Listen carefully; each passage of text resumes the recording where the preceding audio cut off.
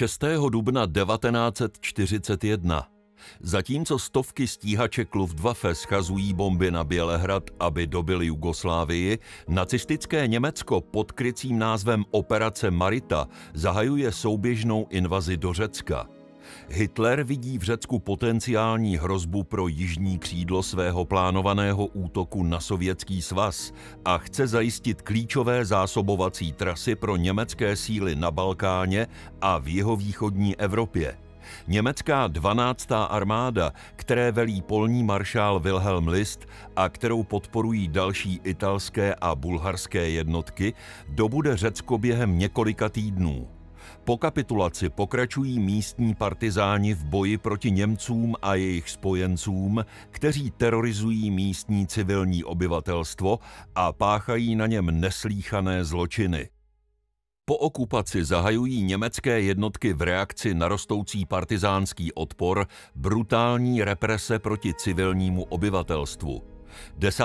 června 1944 vojáci 4. divize tankových granátníků SS vtrhnou do vesnice Distomo ve středním Řecku a zabijí 228 lidí. Mezi oběťmi jsou starší muži, ženy, děti a kojenci. Nacisté střílejí vesničany, znásilňují a mrzačí ženy, kuchají těhotné a bajonety zabíjejí malé děti. Toto zvěrstvo, jeden z nejznámějších válečných zločinů spáchaných nacisty v okupovaném Řecku, se stává známým jako masakr v Distomu. Poté, co byl Adolf Hitler 30. ledna 1933 jmenován do funkce německého kancléře, začal okamžitě připravovat zemi na válku. Jedním z jeho prvních kroků byla obnova a rozšíření německé armády, která byla výrazně omezena Versajskou smlouvou. V roce 1935 se otevřeně vzepřel smlouvě tím, že znovu zavedl brannou povinnost a rozšířil armádu. Kromě toho Hitler založil Luftwaffe, německé letectvo, a posílil námořnictvo, čímž výrazně zvýšil vojenské schopnosti Německa. Druhá světová válka začala 1. září 1939, kdy nacistické Německo napadlo Polsko. V počátečních fázích války došlo k rychlému postupu Německa v Evropě, k pádu Polska, invazi do Francie a evakuaci spojeneckých sil z Dunkerku v roce 1940. Po úspěšném tažení ve Francii se Hitler zaměřil na Sovětský svaz. Než však mohl zahájit operaci Barbarossa, což byl krycí název pro invazi do Sovětského svazu, musel zajistit jižní křídlo, aby zabezpečil klíčové zásobovací trasy a zabránil jakémukoliv narušení. Proto 6. dubna 1941 Německo rychlými a koordinovanými útoky napadlo Řecko. Německá 12. armáda, čítající přibližně 680 000 vojáků v čele s obrněnými divizemi, rychle přemohla síly Řecka a britského společenství národů. Klíčová místa, jako například Soluň, padla rychle a němečtí výsadkáři sehráli klíčovou roli při zajišťování strategických pozic. Do 27. dubna 1941 padly Atény a pevninské Řecko bylo pod kontrolou Osy. Po obsazení Řecka se německé jednotky brzy ocitly tváří v tvář vytrvalému a sílícímu hnutí odporu. Velká část tohoto odporu vycházela z řeckého venkova, kde hornatý terén poskytoval pro partizánské bojovníky výborné krytí. Tyto skupiny, známé jako Adartes, prováděly sabotáže, přepady a útoky na německé hlídky a zásobovací linie.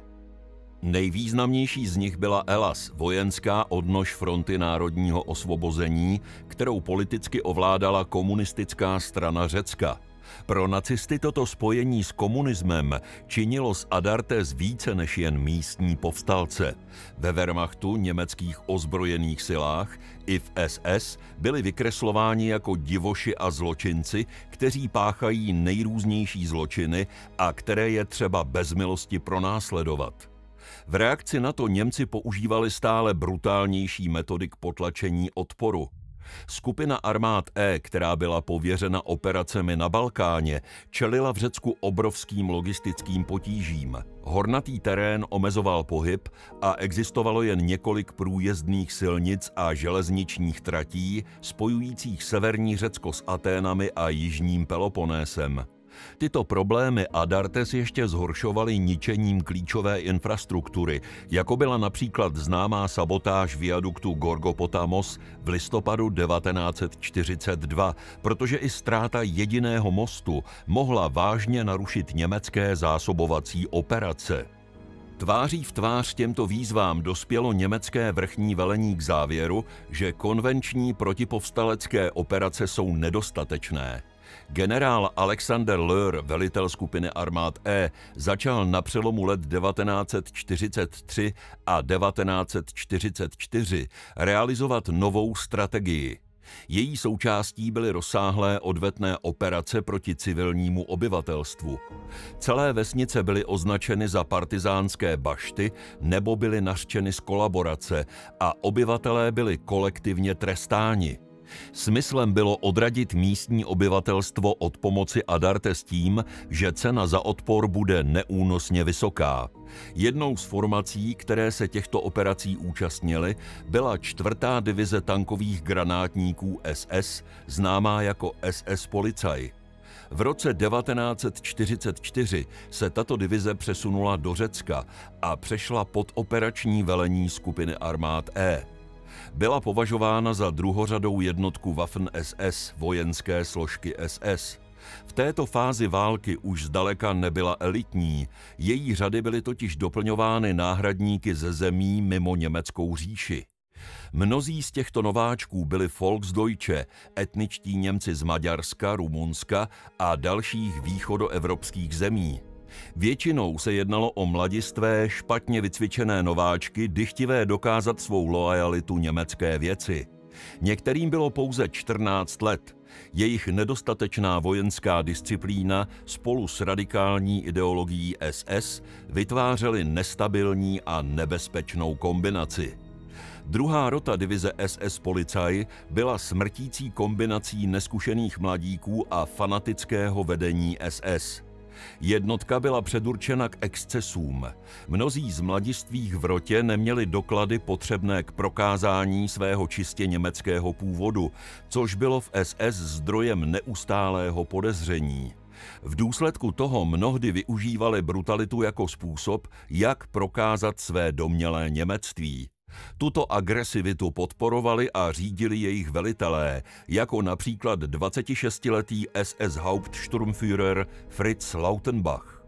Ten předtím sloužil v elitní 1. tankové divizi SS Leibstandarte Adolf Hitler a byl znám jako militantní nacista oddaný ideologické válce. Kulturu jednotky vytvářelo její vedení.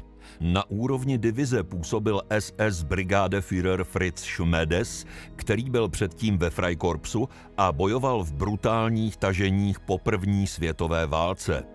Jeho metody odrážely světonázor, podle něhož byly tvrdé represe nejen přijatelné, ale nezbytné.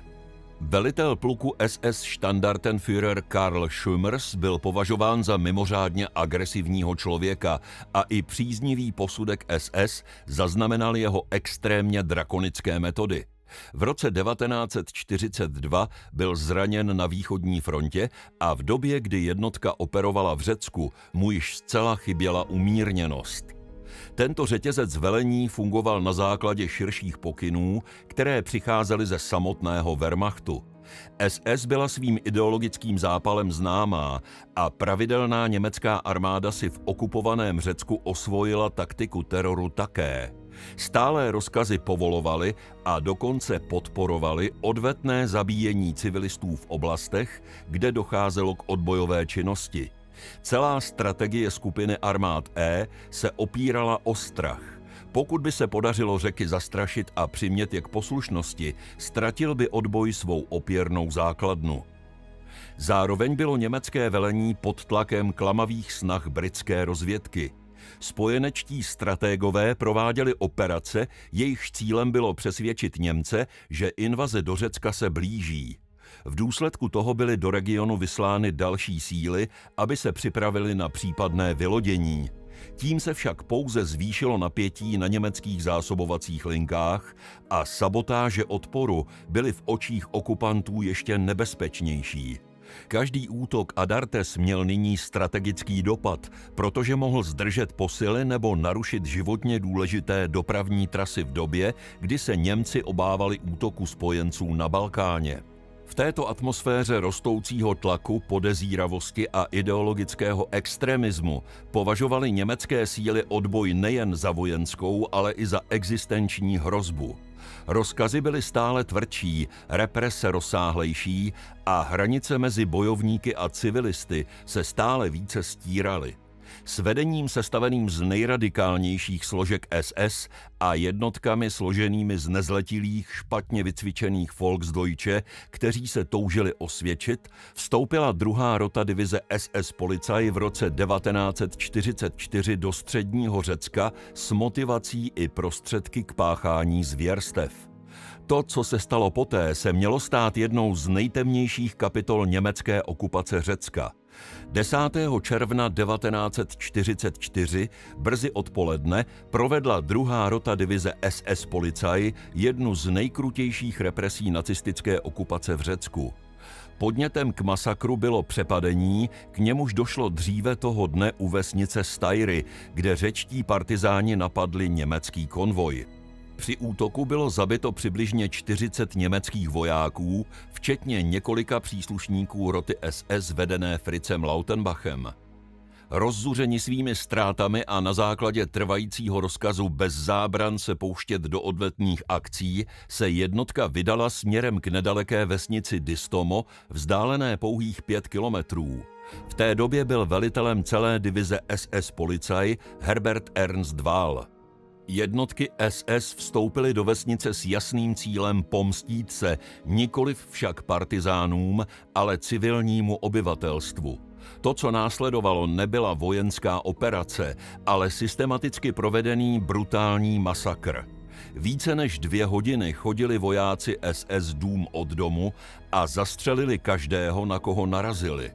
Přeživší později vyprávěli o řádění plném nevybíravého vraždění a sadistického násilí. Místní žena, která se představila pouze jako Nica N., vzpomínala, že vojáci zahájili palbu ihned po vstupu do vesnice.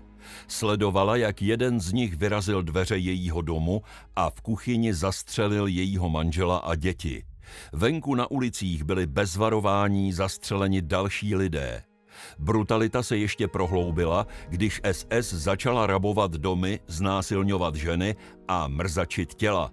Očití svědci uváděli, že vojáci SS bodali bajonety do dětí v postýlkách, probodávali těhotné ženy a vesnického kněze sťali.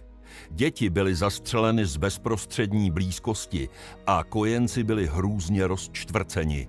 Jedna z přeživších, mladá dívka jménem Sofia D., pracovala na poli kousek za vesnicí se svým otcem a bratrem.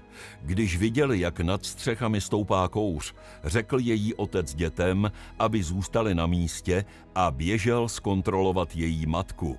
Když Sofie a její bratr narazili na nákladní auto SS, snažili se utéct, ale vojáci již zahájili palbu, Sofii zranili a jejího bratra zabili. Další otřesné svědectví přinesl Panayotis Sfonduris, který se po masakru vrátil domů a našel svého ani ne 2letého bratříčka Nikolaose, jak leží v postýlce. Později vzpomínal: vojáci ho nezastřelili, místo toho ho rozpárali, zřejmě bajonetem. Když jsem se ho pokusil zvednout, rozpadl se. Mohli jsme ho jen zabalit do deky a vynést z domu. Švédský diplomat Sture Linnér, který v té době vedl misi Červeného kříže v Řecku, se do Distoma dostal záhy po masakru. Popsal, čeho byl svědkem. Lidská těla visící téměř na každém stromě lemujícím silnici do dálky až 100 metrů. Mnoho z nich bylo probodnuto bajonety, někteří lidé byli stále naživu. Zápach byl nesnesitelný, v troskách vesnice ještě doutnaly ohně. Na zemi ležely rozeseté stovky mrtvých těl všech věkových kategorií, od starců po kojence. Mnoho žen bylo rozpáráno bodáky, prsy jim byly urvány, jiné byly uškrceny, jejich střeva obtočená kolem krku. Na konci masakru muži SS vesnici zapálili a Distomo vypálili do základů. Domy se proměnily v trosky, dobytek byl poražen a ulice byly nasáklé krví. Během masakru bylo zavražděno celkem 228 mužů, žen a dětí. Přibližně 40 obětí byly děti a 20 kojenci. Po masakru podal Fritz Lautenbach, který osobně vedl útok na Distomo, oficiální hlášení, v němž tvrdil, že se jeho jednotka dostala ve vesnici pod palbu partyzánů. Napsal: Poté jsem nařídil zahájit palbu všemi dostupnými zbraněmi a zaútočit na Distomo. Po vyčištění vesnice jsme napočítali celkem 250 až 300 mrtvých členů partyzánské skupiny a podezřelých z partyzánství. Tato verze byla rychle vyvrácena zprávou poddůstojníka tajné polní policie, který byl přímým svědkem událostí.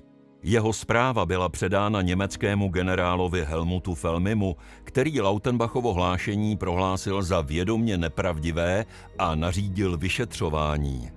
Wehrmacht proti Lautenbachovi a jeho zástupci SS Untersturmführerovi Hansi Zampelovi zahájil soudní řízení za porušení rozkazu, podle kterého mohlo represe povolit pouze vyšší vojenské vedení. Oba muži však byli o několik měsíců později zabiti v boji a případ byl odložen. Ačkoliv mnozí z těch, kdo byli za masakr v Distomu zodpovědní, nikdy nestáli před soudem, v některých případech spravedlnost a dokonce i pomsta nakonec pachatele dostihly.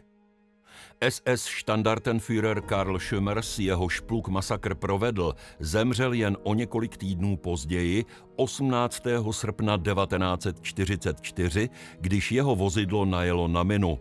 Herbert Ernst Wahl, který v té době velel celé divizi SS, zahynul při autonehodě 22. července 1944. V září téhož roku, 3 měsíce po masakru, byla divize převelena do Srbska a později dostala rozkaz monitorovat pohyby sovětských vojsk v Maďarsku. Zatímco v prosinci 1944 měla divize stále ještě kolem 9 000 mužů, brzy utrpěla tak těžké ztráty, že na obranné operace zůstalo jen 800 vojáků a 13 funkčních útočných děl. S 1000 mrtvými byla divize SS Polizei 31. prosince 1944 stažena na Slovensko a nakonec ustoupila zpět do Německa, kde její zbytky pokračovaly v boji po boku první tankové armády. V říjnu 1944, po letech kruté nacistické okupace, bylo Řecko konečně osvobozeno. Německá vojska začala na podzim ustupovat, zatímco vojska spojenců a řečtí odbojáři postupovali vpřed, což vyvrcholilo osvobozením Atén koncem října. Okupace zanechala Řecko v troskách, se zničenou infrastrukturou a ochromenou ekonomikou. Během druhé světové války přišlo o život přibližně 350 000 Řeků a více než 60 000 řeckých Židů bylo zavražděno v nacistických koncentračních táborech.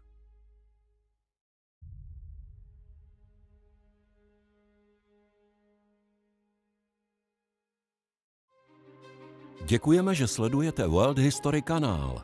Nezapomeňte dát like, přihlásit se k odběru a pro notifikace kliknout na ikonu zvonku, abyste nezmeškali naše další epizody. Děkujeme vám a na viděnou zase příště na našem kanálu.